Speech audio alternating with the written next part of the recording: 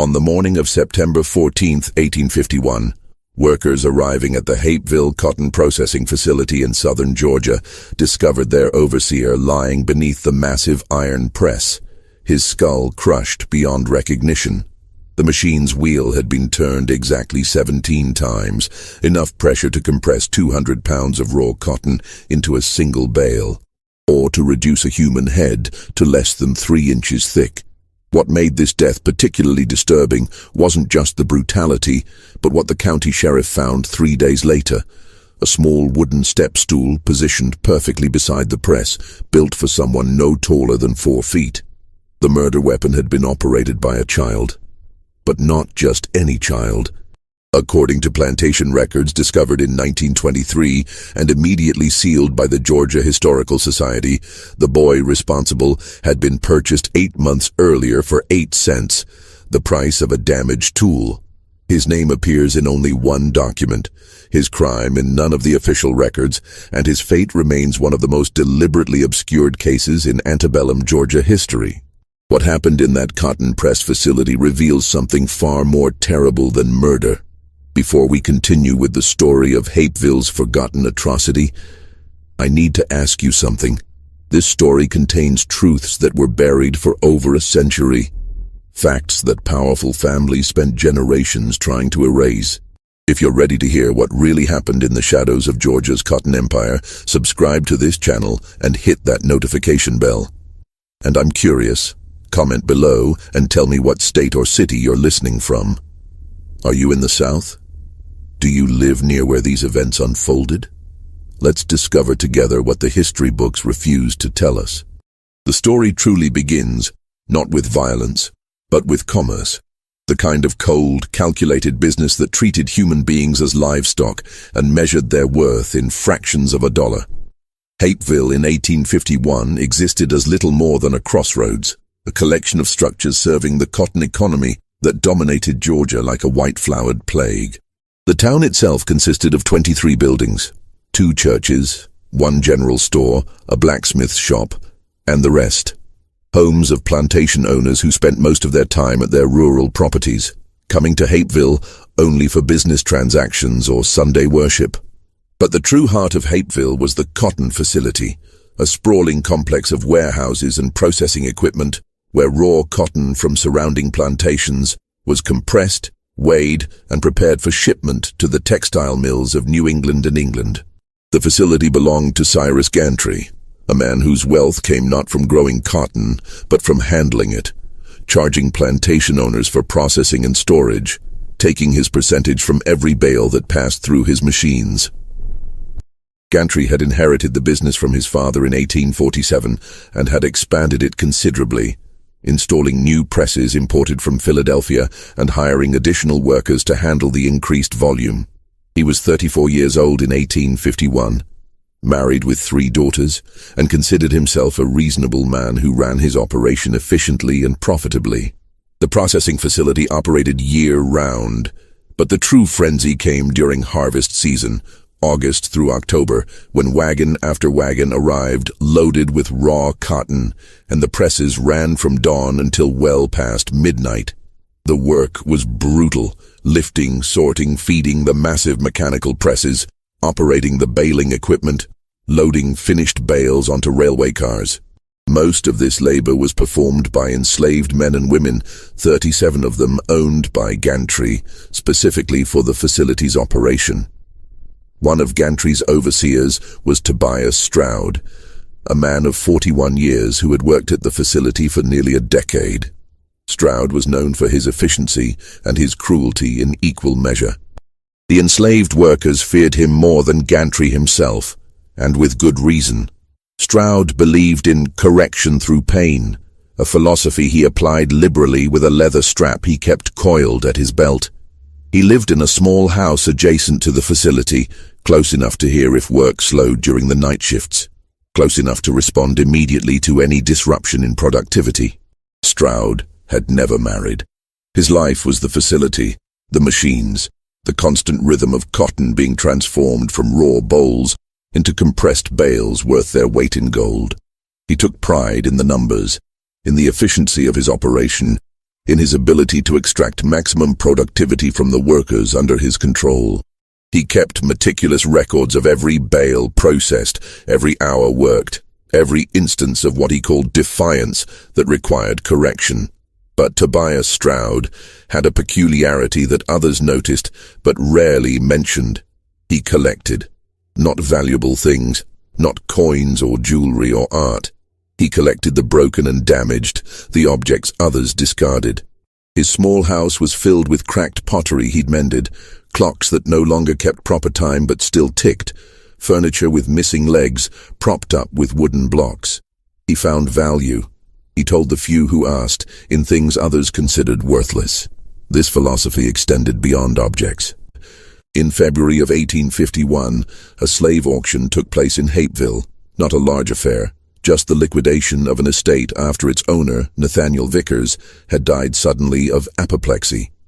His widow was returning to her family in South Carolina and wished to settle all accounts before departing Georgia. The auction was held on a cold Saturday morning in front of the general store, with perhaps 40 men gathered to examine the merchandise and place their bids. Most of the enslaved people sold that day fetched expected prices. Young men in their prime went for $1,200 to $1,500, women of childbearing age for slightly less, children for $500 to $700 depending on their age and apparent health. But there was one lot that drew uncomfortable laughter and dismissive comments from the assembled buyers. Lot number 17 was a boy, listed in the auction document as approximately 11 years old. Name recorded only as Small Thomas. The auctioneer's description was brutally clinical. Dwarf Negro boy, approximate height 3 feet 9 inches, proportions irregular, left arm shorter than right, spine curved, feet turned inward. Has been employed in light household tasks. Understands English. Generally obedient. The boy stood on the auction block wearing clothes several sizes too large, his head barely reaching the auctioneer's waist. His condition was immediately apparent to everyone present. What we would now recognize as a form of dwarfism, likely achondroplasia, combined with additional complications that affected his limbs and spine. In 1851, such conditions were little understood and often attributed to maternal sin or divine punishment. The enslaved community often protected such individuals, finding them work suited to their abilities. But to slave owners, they represented a calculation, the cost of feeding and housing someone against their potential productivity. The bidding for Small Thomas opened at $50. There were no takers. The auctioneer dropped to $30, still nothing. At $10, a few men chuckled. At $5, someone suggested the boy might be useful for scaring crows from a field. At $1, the auctioneer's voice carried frustration and a desire to simply complete the sale and move on to more profitable lots. 8 cents, Tobias Stroud called out from the back of the crowd. The laughter stopped. Men turned to stare at Stroud, trying to understand if he was mocking the process or making a legitimate offer. 8 cents was what one might pay for a pound of nails or a small bag of seed. It was not a price associated with a human being, even one considered damaged. 8 cents, Stroud repeated, walking forward through the crowd. That's my bid. The auctioneer looked to the estate executor, who simply shrugged. The widow wanted everything sold, every debt settled, every piece of property converted to cash for her departure. Sold, the auctioneer declared, his voice flat with distaste, to Tobias Stroud for 8 cents.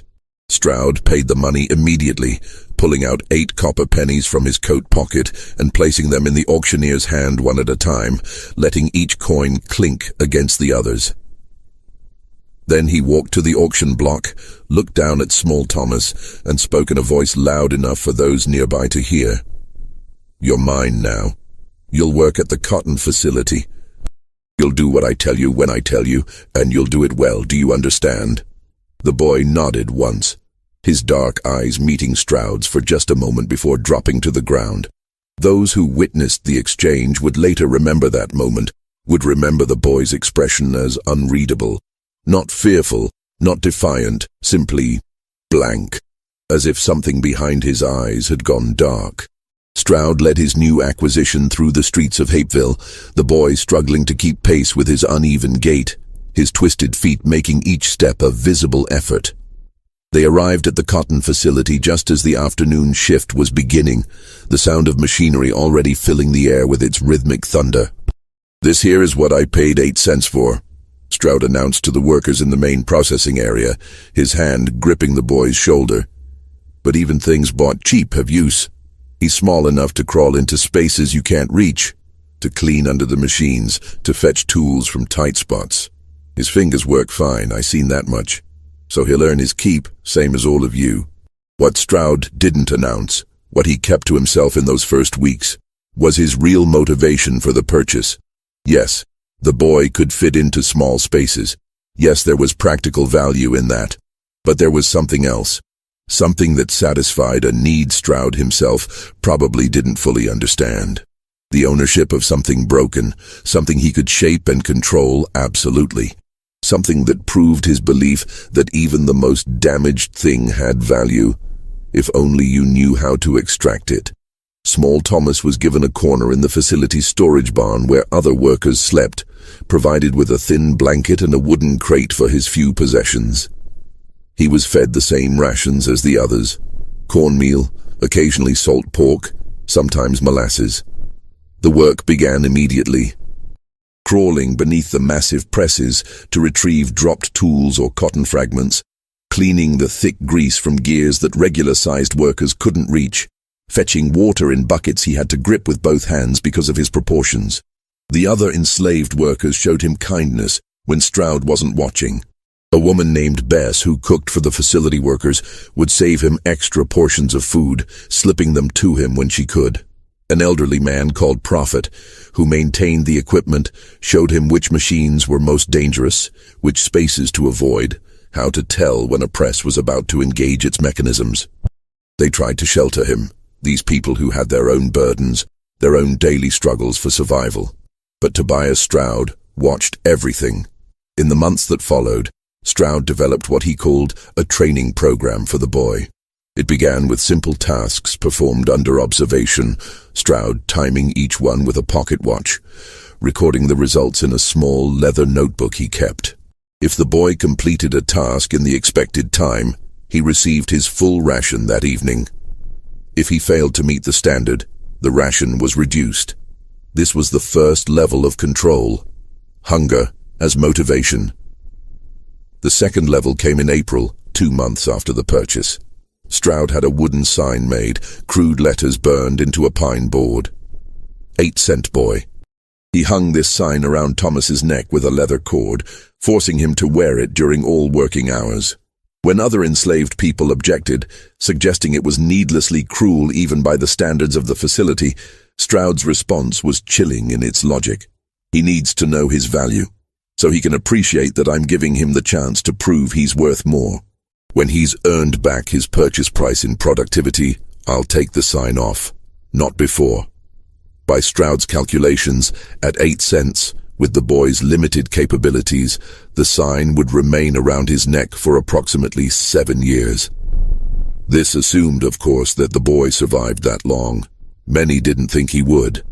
The work was hard, the conditions harsh, and children, especially those with physical complications, often succumbed to illness, injury, or simple exhaustion.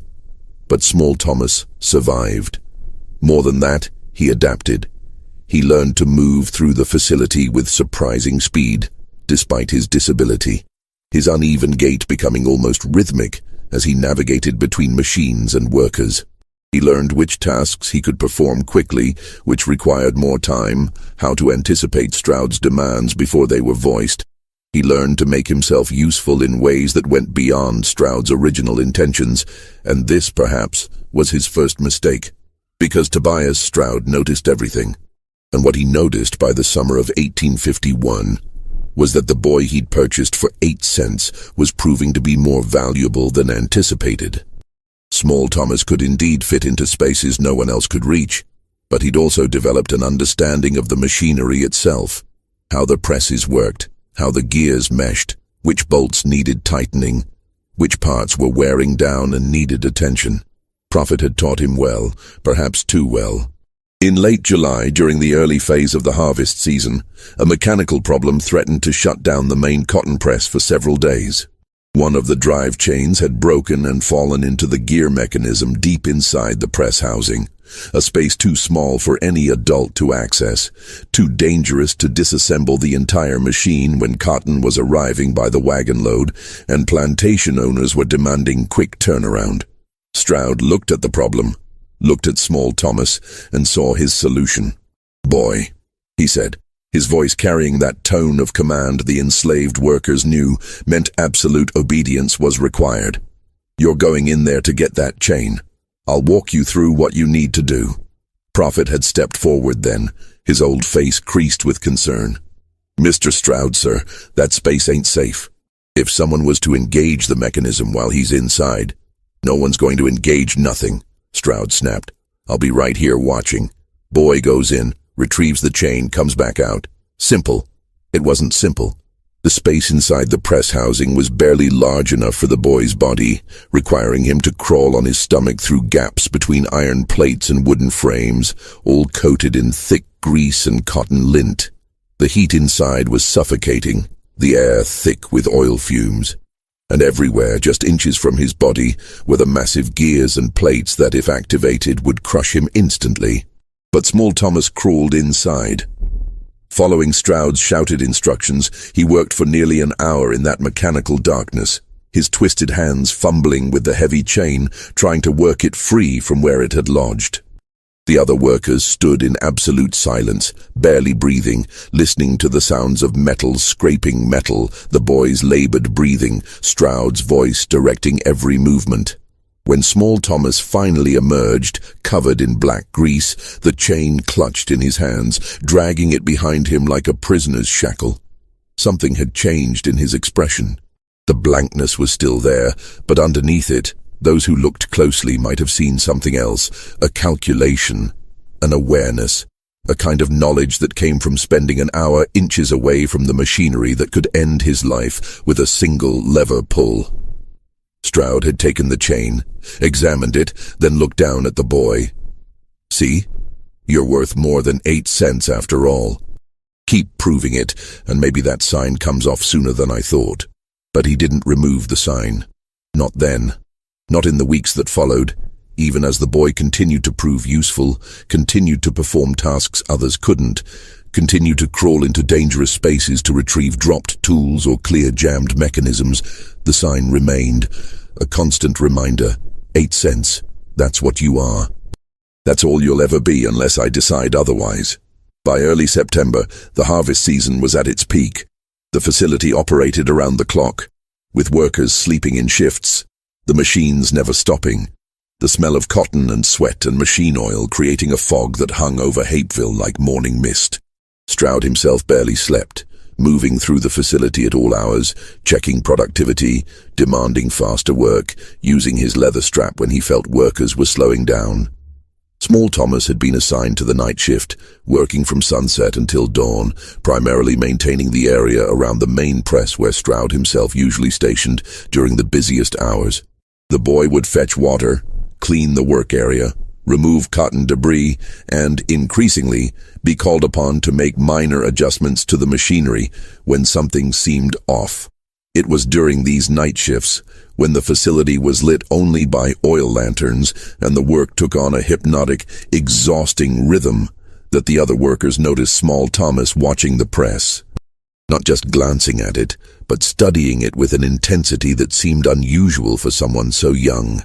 He would stand in the shadows, his small form barely visible, his eyes tracking the movement of the great iron plates, the turning of the screw mechanism, the way the pressure built slowly and then released over and over all night long. Prophet had noticed. On a break one night in early September, he'd pulled the boy aside, speaking quietly in the dialect of the enslaved, words that could be passed off as harmless if overheard, but carried meaning to those who understood. "Child, you got to be careful what you think about. Some thoughts, they grow like poison oak. Start small, but they spread. Cover everything. Choke out what's good." Small Thomas had looked up at him, and for just a moment the blankness had cracked. How much pressure it take? The boy had asked, his voice soft, the first words Prophet had heard him speak in weeks. To crush cotton down to a bale? Prophet's blood had gone cold. More than you want to know about. More than you should be thinking about. Just wondering, the boy had said, and the blankness had returned, smooth as water over stones.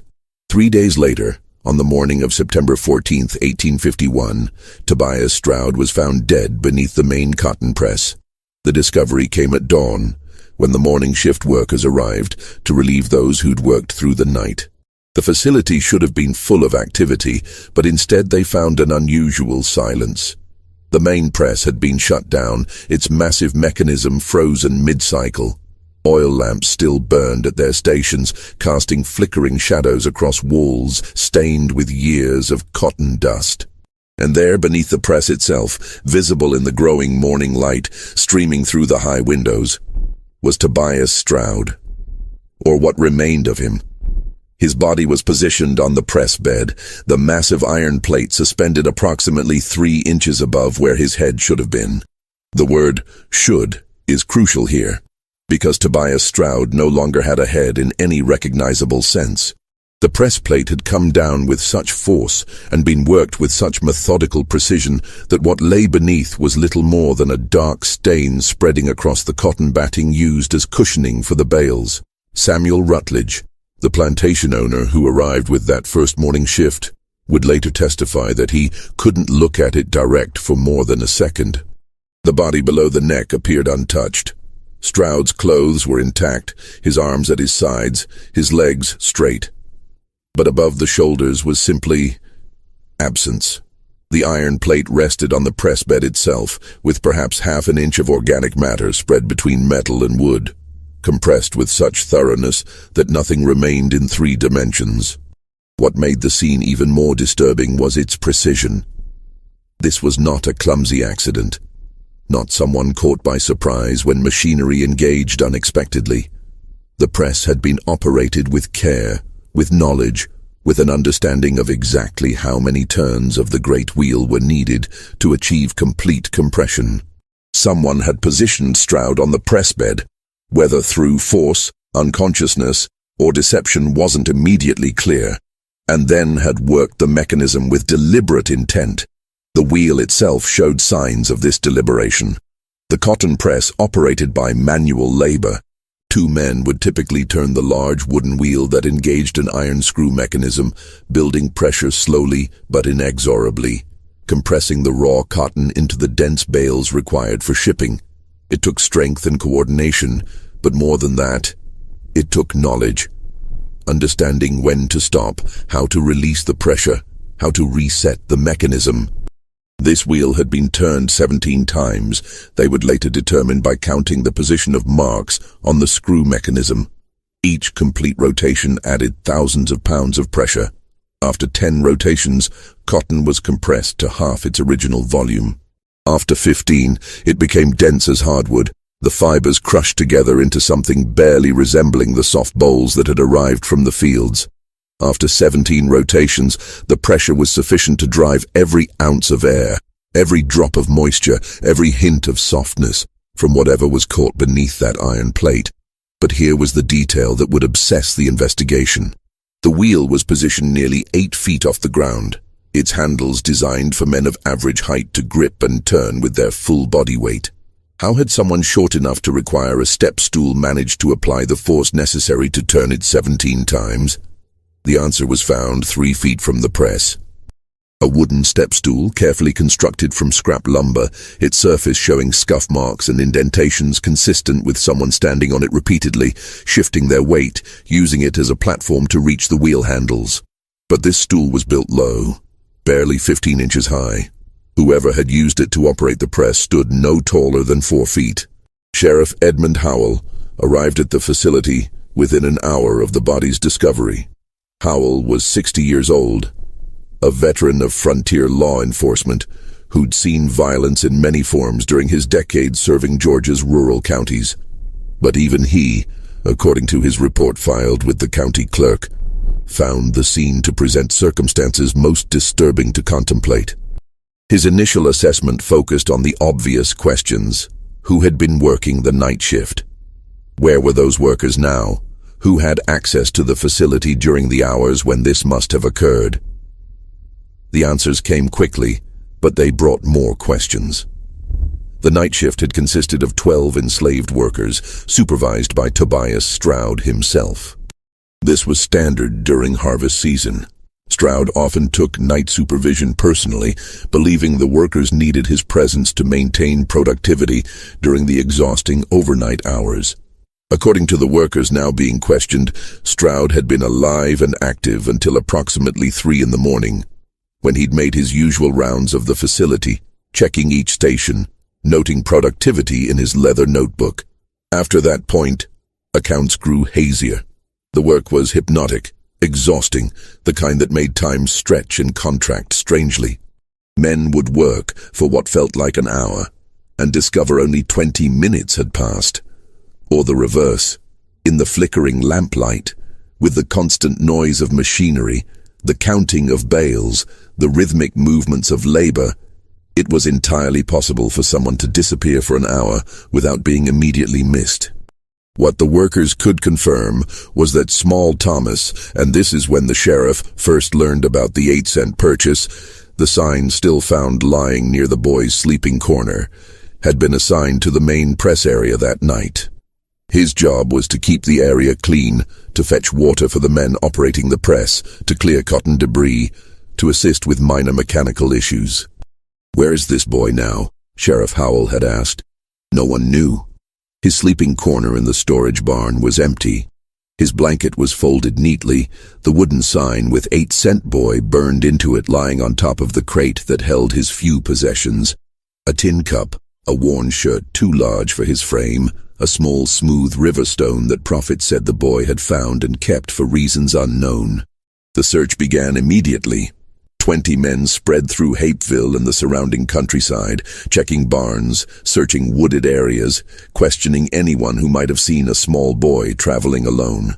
In 1851 Georgia, an enslaved person moving without papers, without permission, without a white person's authorization, was immediately suspect. And a child with obvious physical disabilities would be even more noticeable, unable to blend into a crowd or move quickly through terrain. But Small Thomas had vanished as completely as if the earth had swallowed him. While the search continued, Sheriff Howell examined the crime scene with increasing unease. The more he studied it, the less it made sense. The positioning of Stroud's body suggested he'd either been unconscious when placed on the press or had been somehow convinced to lie there voluntarily. But why would Stroud, a man known for his suspicion and control, allow himself to be placed in such a vulnerable position? The press mechanism showed signs of careful operation. This wasn't frantic or panicked work. Someone had taken their time, had turned that wheel slowly and methodically, had likely watched as the pressure built, as the iron plate descended, as Tobias Stroud's life ended in what must have been both instantaneous and eternal. Dr. Marcus Fenneman, the town's physician called to examine the remains, noted in his report, death would have occurred within seconds of the cranium's collapse. However, given the evidence of progressive compression, the deceased may have experienced significant terror and pain in the moments before mortality, assuming consciousness was retained. The precision of the injury suggests deliberate intent rather than accidental engagement of machinery. On the second day after the discovery, Prophet was brought in for extended questioning. As the enslaved worker with the most knowledge of the machinery and the closest thing to a relationship with Small Thomas, he was considered a crucial witness.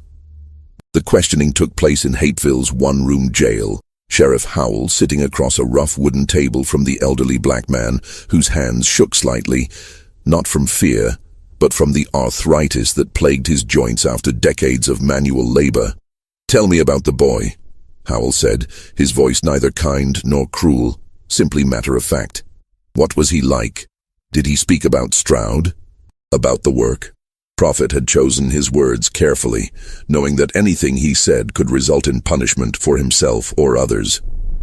"The child was quiet, sir, kept to himself mostly. did his work without complaining. Mr. Stroud, he was hard on the boy, but he was hard on everybody. Did the boy ever threaten Stroud? Ever show defiance? No, sir. Child just did what he was told. Wore that sign around his neck every day without a word of complaint. But you taught him about the machines.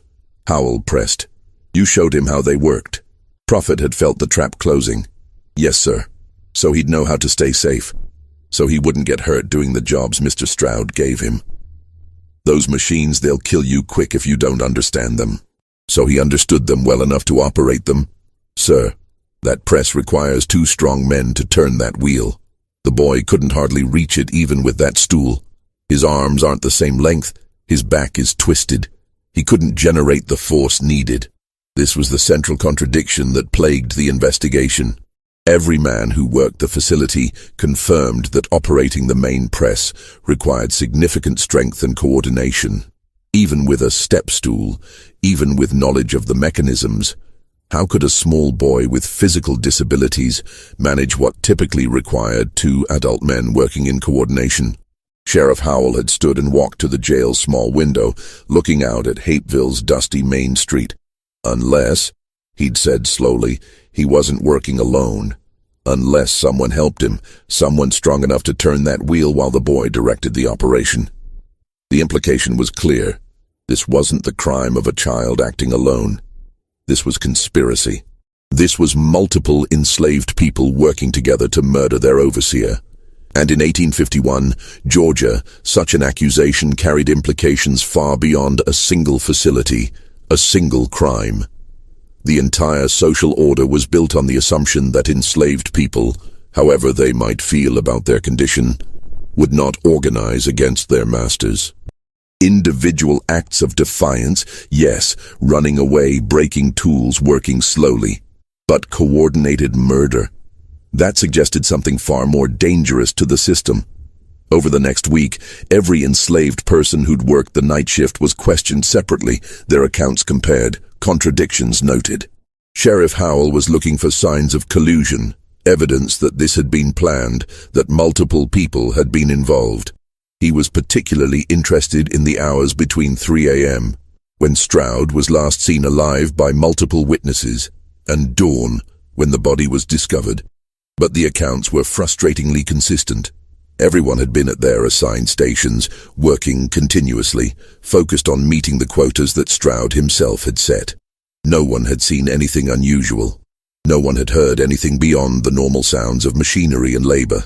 And critically, no one admitted to seeing Small Thomas during those crucial hours, even though he should have been visible in the press area, performing his assigned duties. It was as if the boy had become invisible during the exact period when Tobias Stroud was being positioned and crushed beneath the press that he had forced the boy to maintain, to understand, to crawl inside when chains jammed and gears failed. The sign, that wooden board with 8-cent boy burned into it, became a focal point of speculation. It had been found in the boy's sleeping area, removed from around his neck at some point during that last night. Had he taken it off himself? Had someone else removed it? And what, if anything, did that signify? Bess, the woman who cooked for the facility workers, was questioned about the boy's state of mind in the days before the murder. She'd described him as unchanged, quiet, withdrawn, obedient. But when pressed about whether he'd shown any signs of planning something, any indication of anger or resentment, she'd said something that made Sheriff Howell's blood run cold. That child never showed anger, sir. Never saw him cry, neither. He was like a bucket with all the water drained out. Just empty. But he watched things. Watched the machines, mostly. Studied them like some men study scripture. Like he was looking for answers in all those gears and wheels and plates.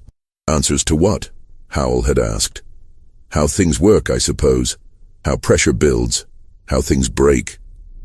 She'd paused, then added, how something small can move something big, if you understand the right way to apply force.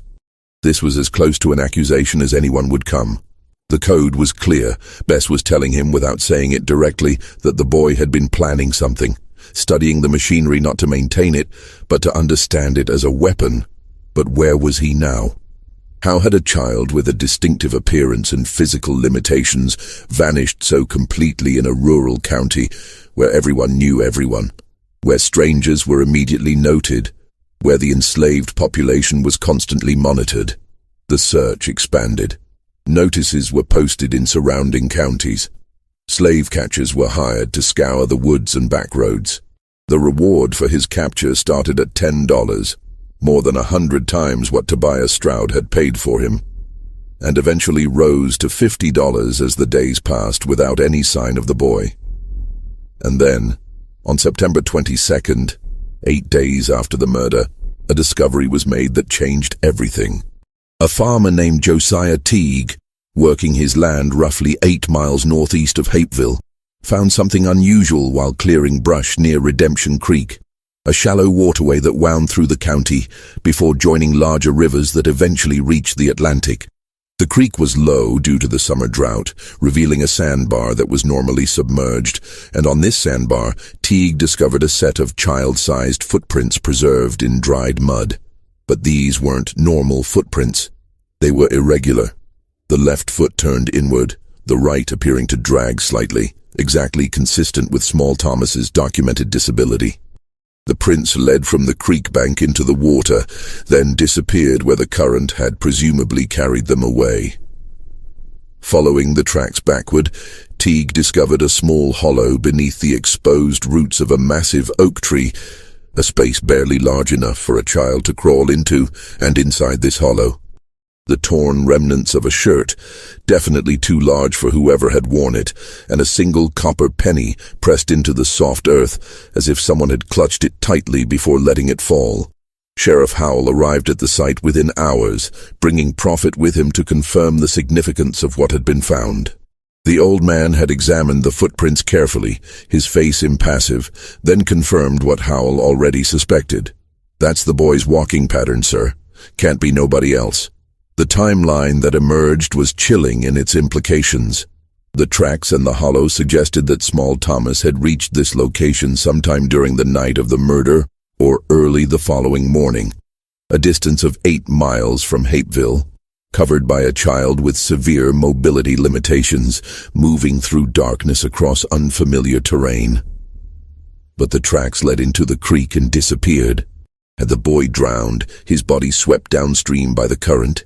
It was the most logical conclusion, one that Sheriff Howell began to embrace almost immediately. A child fleeing in panic, without understanding the danger of the creek, wading in too deep, swept away by water that appeared calm but hid dangerous undercurrents. Yet something about this conclusion troubled those who knew the creek. Redemption Creek was shallow. Even at its deepest point in the spring floods, it barely reached 5 feet. During the September drought, it was more like 2 or 3 feet, hardly enough to pose a serious threat even to a small child. And the current, while present, was gentle enough that drowning seemed unlikely. An alternative theory emerged. Perhaps the boy had used the creek deliberately, wading through shallow water to hide his scent from tracking dogs, then emerging somewhere downstream where his tracks wouldn't be found. It was a level of calculation that seemed beyond a child's capabilities, yet the evidence supported it. The copper penny troubled Sheriff Howell most. Why would someone fleeing for their life pause to leave a coin pressed into the earth? Was it dropped accidentally, or placed intentionally? And if intentionally, what did it signify? When Howell showed the penny to Cyrus Gantry, the facility owner's face had gone pale. He'd recognized it immediately, not the specific coin, but its significance. Stroud paid 8 pennies for that boy. 8 cents. He used to mock him about it, tell him he wasn't worth more than pocket change. Gantry's hands had shaken slightly as he held the coin. Do you think the boy left this as some kind of message? Like he was returning what he was bought for? It was a disturbing thought, one that suggested premeditation, symbolic thinking, a level of consciousness about his own commodification that made the crime feel less like panic and more like statement. A child capable of that kind of abstract revenge was a child who had been thinking, planning, calculating for months. The search continued for 3 more weeks, but no trace of Small Thomas was ever found. The creek was dragged for miles downstream. Every farm, every shed, every cave within 20 miles was searched. Slave catchers brought their best dogs, but the scent trail ended at the water's edge and never picked up again. By mid-October, as the harvest season wound down and the facility returned to normal operations, Sheriff Howell closed his investigation with a report that satisfied no one. The official conclusion: Tobias Stroud had been murdered by person or persons unknown, likely including the enslaved boy called Small Thomas, who had subsequently perished while fleeing the scene, his body lost to Redemption Creek. But Howell's private notes, discovered years later in his estate papers, told a different story. "I do not believe the child drowned," he wrote. "The evidence suggests calculation beyond his years, assistance beyond what any witness will admit, and an escape planned with care. Someone helped him. Someone who knew the land, who understood how to disappear, who had reason to want both Stroud dead and the boy free. I cannot prove this, and in truth I am not certain I wish to. Justice in this case may have been served outside the law. The mystery of what really happened that night in September 1851 has never been solved." But before we explore what came next, the consequences that rippled through Hapeville and beyond, I want to hear from you.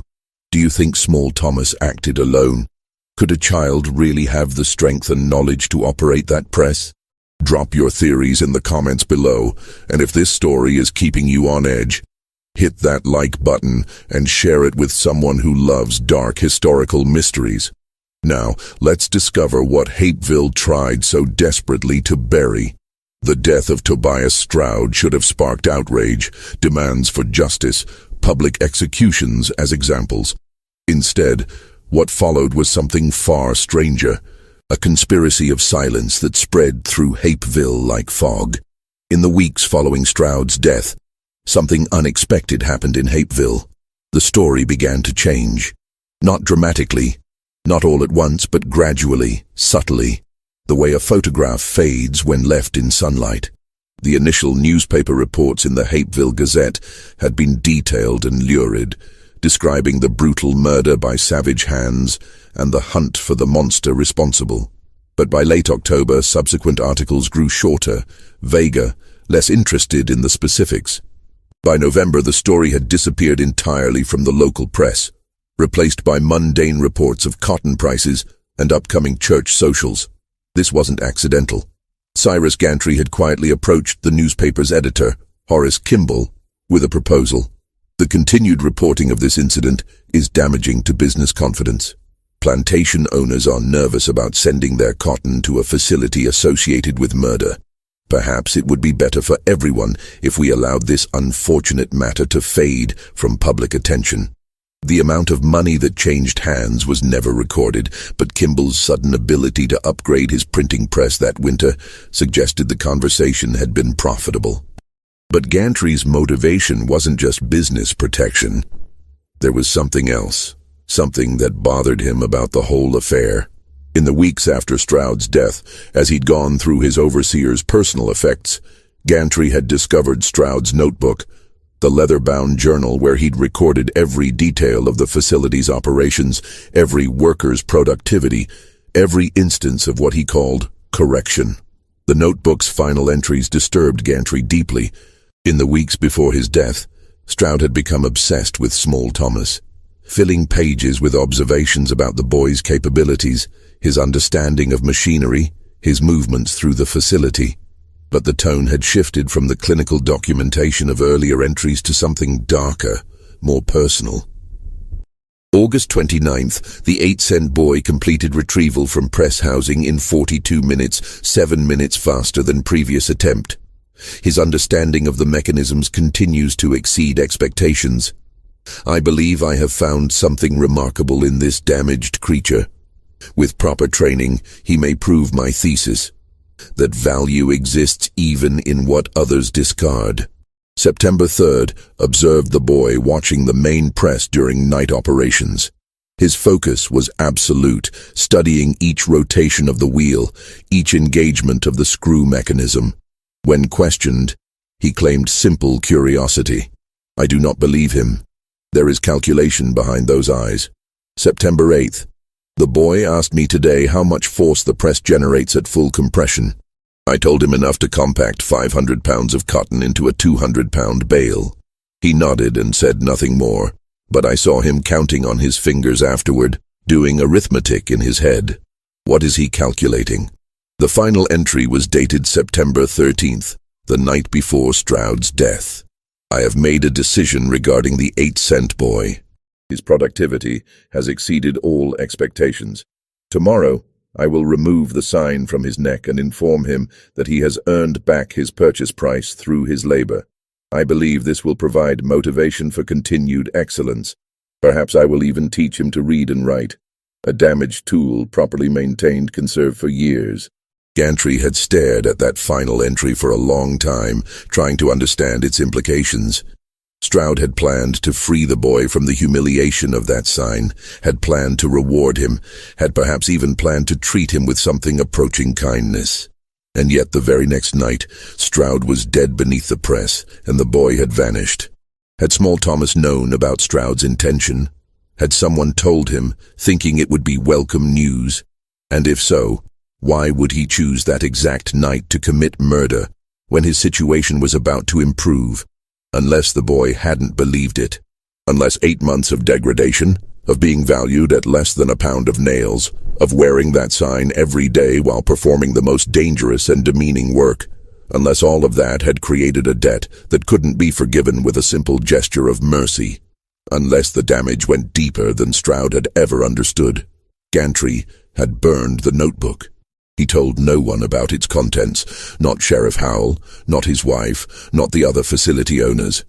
He simply fed it page by page into his fireplace one cold November evening and watched Tobias Stroud's careful observations turn to ash. Meanwhile, the enslaved workers at the facility had developed their own understanding of what had happened, one they shared only among themselves in the careful coded language of the oppressed. Prophet, in the months before his own death in 1853, would tell the story to younger workers, always in whispers, always with the warning that some truths are too heavy to carry in daylight. According to this version, passed down through generations, never written, never confirmed, Small Thomas hadn't acted alone that night. He'd had help, but not in the way Sheriff Howell had suspected. The help hadn't come in operating the press or subduing Stroud. It had come in the form of opportunity and silence. The story went that Stroud, in the early morning hours of September 14th, had discovered a mechanical problem with the main press, not unusual during the intense harvest season. He'd called for Small Thomas to examine it, as he often did, valuing the boy's small size and growing mechanical knowledge. What Stroud hadn't known was that the problem had been created deliberately. A bolt loosened just enough to cause a vibration in the mechanism, noticeable to someone as obsessive about his machinery as Stroud.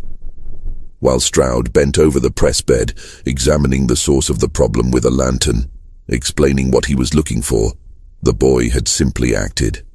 A push wasn't needed. Stroud was already in position. What was needed was the wheel. And here was where the story became almost mythical in its telling.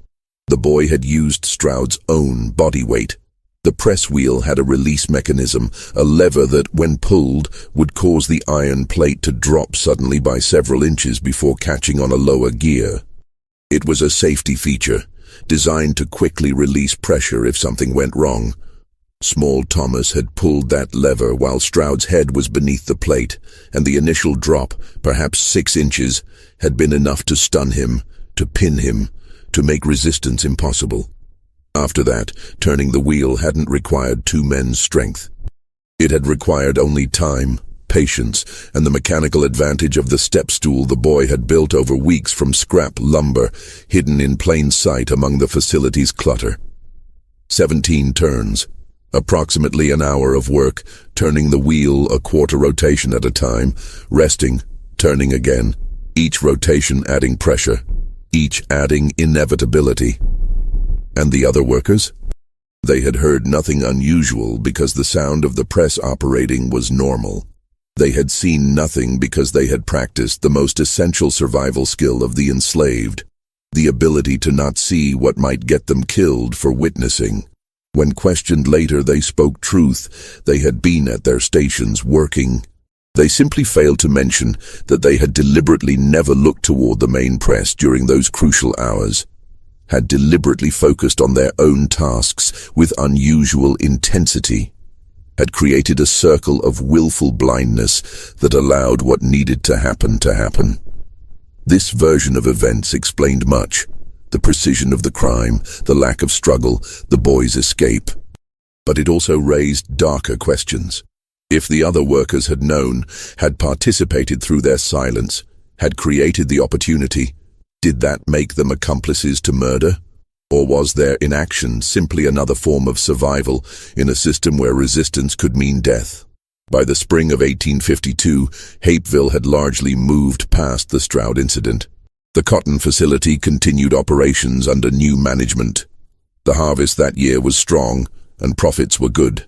Cyrus Gantry had hired a new overseer, a man named Duncan Talbot, who was known for being firm but fair, or at least as fair as the system allowed.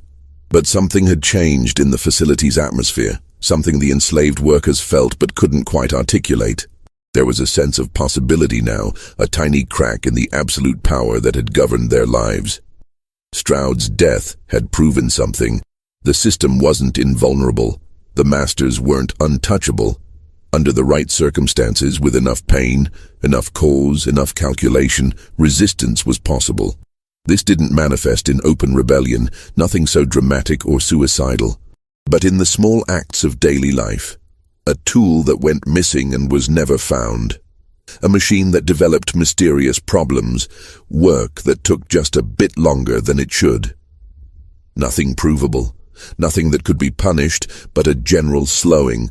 A quiet resistance that cost Gantry perhaps 5% of his previous productivity. Not enough to be catastrophic, but enough to be noticed. Talbot, the new overseer, was smart enough to recognize what was happening. He'd lived his entire life in the South, understood the delicate balance of coercion and cooperation that made the system function. He knew that Stroud's mistake hadn't been cruelty. Cruelty was expected, built into the system, but rather the personal nature of his cruelty, the way he'd singled out individuals for special humiliation. So Talbot maintained discipline through routine rather than spite, through established rules rather than capricious punishment. He never made anyone wear a sign. He never mocked anyone for their physical appearance. He ran the facility efficiently, profitably, and with the minimum violence necessary to maintain control.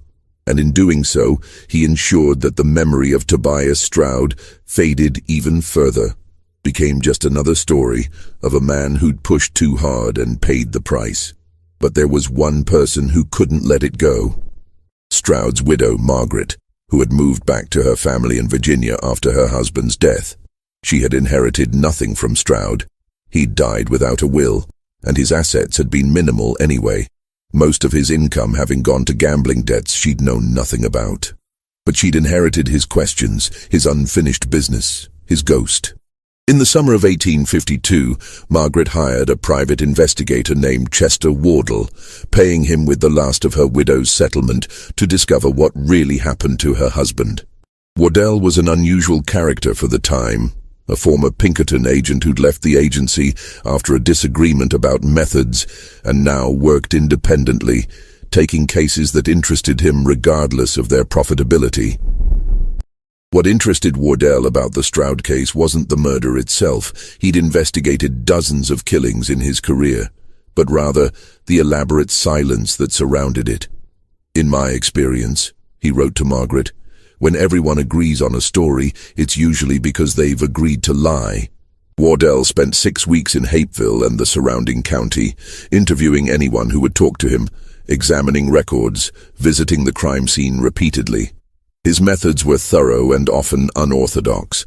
He spoke to enslaved workers when their masters weren't present, paid informants in the white community for gossip, spent long hours simply observing the cotton facility's operations.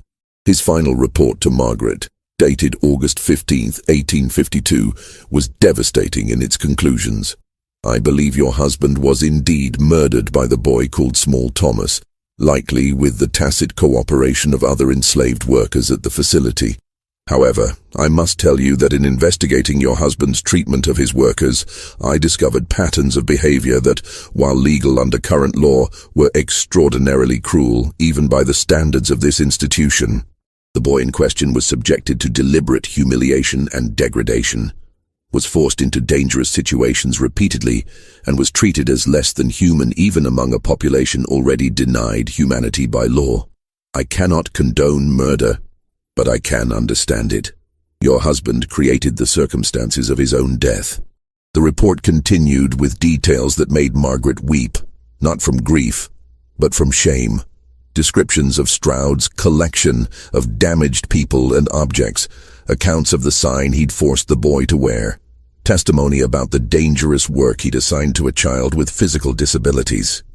She'd known her husband was involved in the slave trade, of course. Every white person in the South was, directly or indirectly. But she hadn't known the specific cruelties, the personal nature of his mistreatment. Wardell's report ended with a statement that Margaret would carry with her for the rest of her life. The boy, Small Thomas, almost certainly died in Redemption Creek or shortly after crossing it. His body was likely never found because it was buried by someone who knew the land, someone who wanted him to rest in peace rather than be returned to bondage or hanged for his crime. Whoever helped him escape performed an act of mercy in a system that allows no mercy. I recommend you let this matter rest. Your husband is gone. The boy is gone. Further investigation will only bring pain to everyone involved, including yourself. Margaret took Wardell's advice. She burned his report and never spoke of the matter again. When she died in 1871, her personal papers contained no reference to Tobias Stroud, no mention of Hapeville, nothing to suggest she'd ever been married to the man who was crushed beneath a cotton press in September of 1851. But she did leave one curious item, a small leather pouch containing 7 copper pennies wrapped in a note that read simply, "A debt unpaid." The truth about what happened to Small Thomas after he disappeared into Redemption Creek may never be fully known. But the ripples of that September night continued to spread through Georgia's history in ways no one expected. If this story is sending chills down your spine, share it with someone who appreciates dark historical mysteries. Hit that like button to support our content and subscribe to never miss stories like this. Because what we're about to discover next will change everything you thought you knew about this case. Just when the story seemed to have ended, when everyone involved had either died or moved on, a discovery in 1889 would force historians to reconsider everything they thought they knew about the 8-cent boy.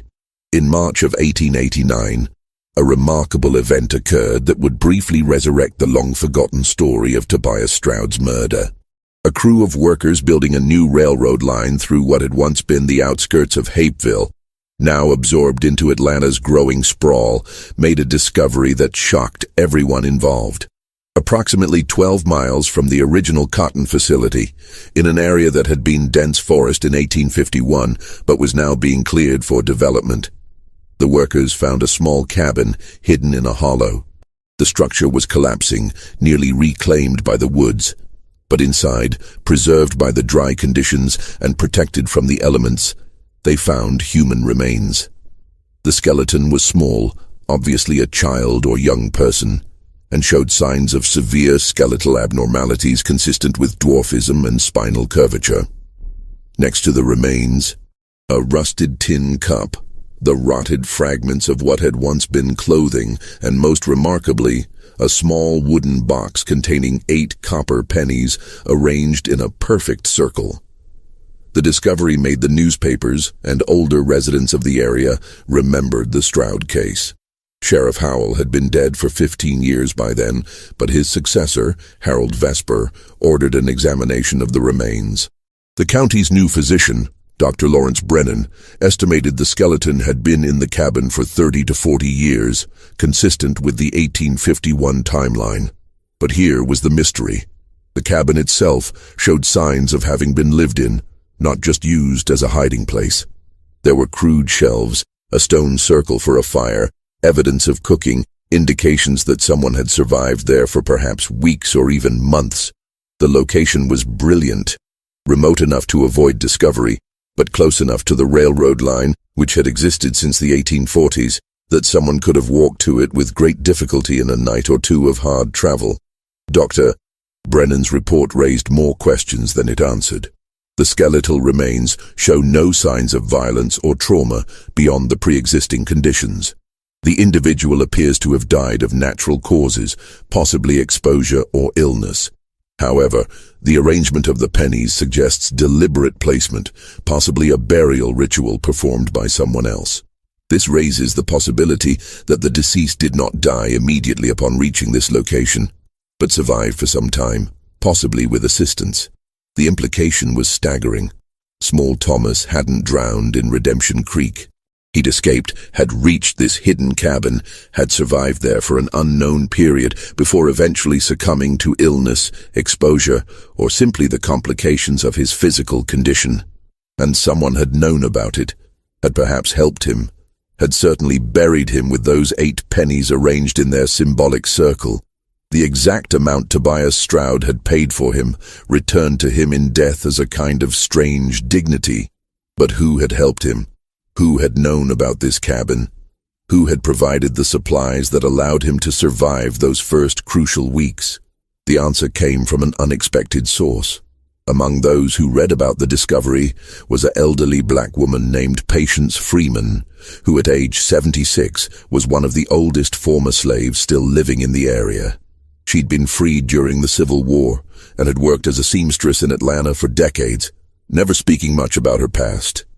But when she read about the cabin and the 8 pennies, she walked into the offices of the Atlanta Constitution and asked to speak to a reporter. What she told him became one of the most remarkable oral histories of the period, recorded in detail and preserved in the newspaper's archives. Patience had been a young woman in 1851, enslaved on a plantation adjacent to Hapeville. She'd known Small Thomas slightly, had seen him at the facility when she'd delivered food supplies, had noticed the sign around his neck, had felt the particular pain that comes from watching a child be degraded for something beyond his control. On the morning after Stroud's death, as the search was beginning, Patience had been working in a field near Redemption Creek when she'd seen something impossible. Small Thomas, soaking wet, emerging from the water miles from where his tracks had later been found. He'd been walking upstream, using the water to hide his scent and trail, moving with painful slowness but with absolute determination. Patience had made a choice in that moment, one that could have gotten her killed or sold away if discovered. She'd hidden the boy in a drainage culvert, covered him with brush, and told him to wait. Then she'd returned to her work, said nothing to anyone, and waited for nightfall. That night, she'd stolen food from her master's stores, a risk she described as worth taking, and had led the boy through the woods to a cabin she knew about. It had been built years earlier by a fugitive slave who'd lived there for months before being captured and returned to bondage. Most people had forgotten about it, but Patience had remembered. She'd left him there with enough food for a week and a promise to return when she could. She'd made 2 more trips over the following month, each time risking everything to bring supplies: dried meat, cornmeal, a blanket, a tin cup. But on her 3rd visit, she'd found him dead, lying on the cabin floor as if asleep, the 8 pennies already arranged in their circle beside him. "I think he done it himself," she told the reporter. "Laid them pennies out before he passed, like he was saying, this is what I was worth to them, but I chose how I'd leave. I buried him best I could, said words over him from the Bible I'd heard in church. Then I never went back. Never told nobody until now, when everyone who could punish me for it is long dead." When asked why she'd risked so much for a child she barely knew, Patience had been silent for a long moment. Then she'd said simply, "Because somebody had to. Because that boy had been treated like he wasn't human his whole short life, and he'd done a terrible thing because of how he'd been treated, but he was still a child, still deserved a chance. So I gave him one. He didn't survive it, but at least he died free." The story of Small Thomas and Tobias Stroud faded once again after the 1889 discovery, this time permanently. The remains were buried in a pauper's cemetery. The cabin collapsed completely within a few years, and the site was eventually paved over as Atlanta continued its expansion. But the case left a mark on those who studied Georgia's antebellum history. The 8-cent purchase price, so shocking in its callous reduction of a human being to less than the cost of a tool, became a symbol of the dehumanization inherent in the slave system. Scholars debated whether Small Thomas's actions constituted murder or self-defense, whether his crime was justified by the cruelty he'd endured, whether a system that valued him at 8 cents had any moral authority to judge his response to that valuation. The cotton facility in Hapeville continued operations until 1923, when it burned down in a fire that investigators ruled accidental, but that some locals whispered had been deliberately set by descendants of the people who'd once been enslaved there. The site was never rebuilt. Today it's a parking lot, unmarked and unremarkable, with no historical marker to indicate what happened there in September of 1851. Cyrus Gantry's descendants eventually sold off all their holdings in Georgia and moved to Boston, where they became involved in the textile industry, profiting from Southern cotton without the moral complications of slave ownership. They never spoke publicly about their family's connection to the case. The most enduring legacy of the story came from an unexpected source: oral histories collected during the 1930s Federal Writers Project, which interviewed former slaves about their experiences. Several elderly individuals from Georgia told versions of the Small Thomas story, always with variations, always with the acknowledgement that they weren't sure what was true and what was legend. But certain elements remained consistent: the 8-cent price, the sign around his neck, the cotton press, and the final escape. One former slave, interviewed in 1937 at the age of 94, said something that perhaps captured the truth better than any official record. "We told that story to our children to teach them 2 things. First, that the system would break you if it could, would reduce you to nothing, would make you less than human if you let it. And second, that even when you're small, even when you're damaged, even when they tell you you're only worth 8 cents, you still got power if you know how to use it." That boy, he used what he had, used his size, used his knowledge, used the very machine they made him tend. He paid back what was owed, then he ran. Didn't make it far, didn't live free for long, but he died on his terms. Sometimes that's all you get. The copper pennies found in the cabin were never preserved as evidence. They were distributed among the railroad workers who'd discovered the site, carried off as curiosities, eventually lost or spent or thrown away. 8 cents scattered to the winds, their symbolic weight forgotten by everyone except those who knew why they mattered. In the end, the story of Small Thomas asks questions that 1851 Georgia couldn't answer, and that perhaps we still struggle with today. What is justice in a system built on injustice? What is murder when life itself has been stolen? What is freedom worth to someone who's been told they're worth less than pocket change? And what becomes of a child who learns that the only way to reclaim his humanity is to destroy the man who denied it? The historical record provides no satisfying answers. It offers only facts: a purchase for 8 cents, a death beneath a cotton press, footprints leading into a creek, a cabin in the woods, and 8 pennies arranged in a circle around a small skeleton. The rest, the truth of what happened in those hours between midnight and dawn on September 14th, 1851, remains hidden in the same darkness that once filled the Hapeville cotton processing facility, illuminated only by flickering lanterns that have long since been extinguished. This story shows us how easily human beings can be reduced to monetary value, and how that reduction creates the conditions for violence that society then condemns while ignoring its own complicity. The 8-cent boy's name appears in only one surviving document. His crime appears in none. His grave has been paved over. But his story remains, preserved in whispers and oral histories, a reminder of what happens when we forget that every human life has worth beyond what any market assigns it. What do you think of this story? Do you believe Small Thomas acted alone, or was there a conspiracy of silence that allowed him to escape? Could Patience Freeman's account be trusted, or was it a story embellished over decades? Leave your thoughts in the comments below. If you found this tale as haunting as I did, subscribe to this channel, hit that notification bell, and share this with someone who appreciates the dark corners of American history. These are the stories they didn't teach in school, the truths buried beneath official records, the voices that history tried to silence. And we'll keep bringing them to you, one forgotten tale at a time. See you in the next video.